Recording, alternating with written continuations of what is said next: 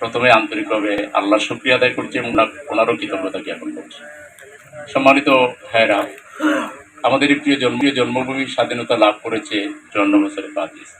আমাদের স্বাধীনতার মূল মন্ত্র ছিল সাম্য, মানবিক মর্যাদা, অবাধ গণতন্ত্র এবং সামাজিক ন্যায় বিচার। আজকে যদি এই চারটাকে আমরা মূল্যায়ন করি তাহলে দেখব কোথায় যেন এগুলো খেয়ে হারিয়ে ফেলেছি, বাতাসের মধ্যে মিলে গেছে। কোথায় সাম্য? আজকে ইউনিভার্সিটিতে পাশ করে মাস্টার্স ডিগ্রিধারী ছাত্ররা আত্মহত্যা করতেছে, আর বিদেশে পাড়ি দিতে গিয়ে তো আত্মহত্যার ঘটনা নজিরবিহীন। একটা দেশ যদি সত্যিকার অর্থে উন্নতি হয় তাহলে একটা দেশের সন্তানটা বিদেশ যাবে কেন?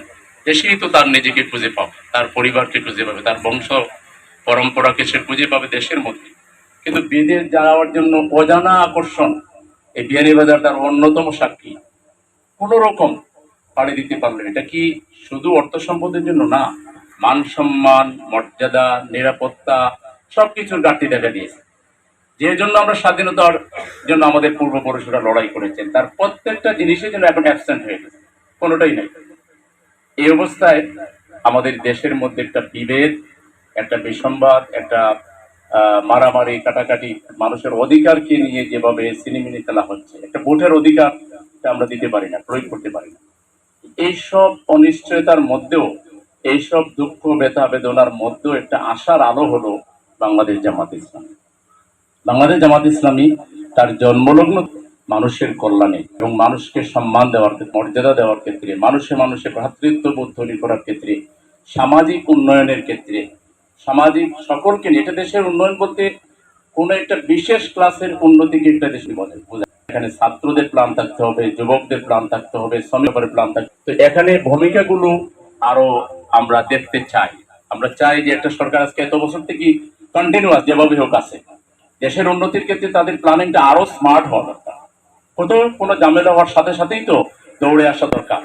কিন্তু আমরা এর বিপরীতটা দেখছি। জামাত ইসলামী যেখানেই কোনো দুর্যোগ, যেখানেই কোনো দুর্ভোগ, যেখানেই কেউ বিপদে পড়েছে, সেটা মোটরসাইকেল অ্যাক্সিডেন্ট করে হোক, বাস অ্যাক্সিডেন্ট করে হোক, সেটা প্রাকৃতিক কোনো দুর্যোগ হোক, কোনো ঘটনা ঘটছে, এই দল, যে দলকে আলাদা করা কোশিশ করা হয়েছে, বহু করা হয়েছে, দিয়ে মনে করা হয়েছে যে শেষ হয়ে গেছে। এই দলই তো দাওয়া হয় না, দেওয়া হয় না। আমরা কোথাও বসলে কেন একটা যেন কারো কারো খুব কষ্ট হয়। এই অবস্থায়ও আলহামদুলিল্লাহ জামাত ইসলামী যে কাজ করে যাচ্ছে, এই কাজে আলহামদুলিল্লাহ জনগণ আজকে বেশ আস্থা পাচ্ছে, মানুষ আশাবাদী হয়ে উঠতেছে। নিরাশার মধ্যে, হতাশার মধ্যে, দুঃখ ব্যথা বেদনার মধ্যেও মানুষের মধ্যে একটা আশার আলো জামাত ইসলামী। এই জামাত ইসলামীকে নিয়ে আমরা ইনশাআল্লাহ সামনে এগিয়ে যাব। আমাদের সম্মানিত আমির জামাত তার পূর্বসূরীদের ধারাবাহিকতায় আগেও এগুলো হয়েছে, কিন্তু তিনি যেভাবে এটাকে একটা জিহাদ হিসেবে, আন্দোলন হিসেবে গ্রহণ করেছেন, তিনি যেভাবে গোটা সবগুলো শাখাকে, সংগঠনকে এই কাজে জাপি পড়ার জন্য মোটিভেশন চালিয়েছেন, আলহামদুলিল্লাহ আমরা সবাই ইন্সপায়ার্ড হয়েছি, আমরা সবাই উৎসাহিত হয়েছি। এবং আমাদের কাজ যেভাবে এগিয়ে যাচ্ছে, যে যাই চেষ্টা করুক না কেন, আল্লাহর সাহায্যে জমিনে জামাত ইসলামী থাকবে ইনশাআল্লাহ। এবং জামাত ইসলামীর নেতৃত্বে আগামীর বাংলাদেশের পরিবর্তন হবে ইনশাআল্লাহ। আগামীর বাংলাদেশ তার ঠিকানা খুঁজে পাবে ইনশাআল্লাহ। সেজন্য আমরা যে যেখানে আছি, শুধু এক আল্লাহ ছাড়া, মাবুদকে ছাড়া আর কাউকে আমরা ভয় করব না। আমাদের ভয়ের ঠিকানা একমাত্র আল্লাহ।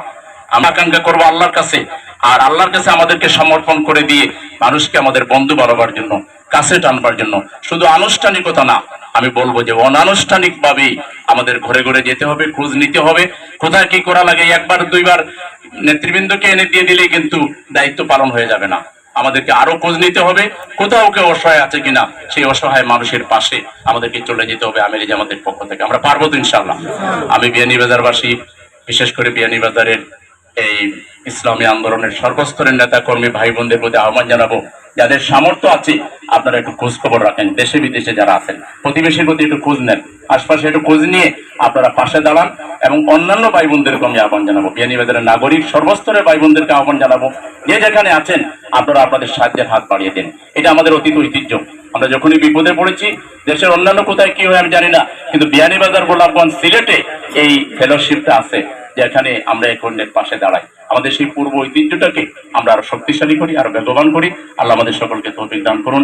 আমি আবারও বিয়ানীবাজারের সংগঠনকে ধন্যবাদ জানাই। মাওলানা ফয়জুল ইসলাম সাহেব কালকে রাত্রে তিনি সিলেটে ছিলেন, তাৎক্ষণিক জেনেছেন তারপরে এত সুন্দর আয়োজন করার জন্য পুরো বিয়ানীবাজারের সংগঠনকে ধন্যবাদ জানাই, আর সাথে সাথে মোহতারাম আমির জামাতকে আবারও কৃতজ্ঞতা জানিয়ে আমার কথা এখানে শেষ করছি। আমার তৌফিক ইল্লা বিল্লাহ। আসসালামু আলাইকুম ওয়া রাহমাতুল্লাহি ওয়া বারাকাতুহু। আলহামদুলিল্লাহ।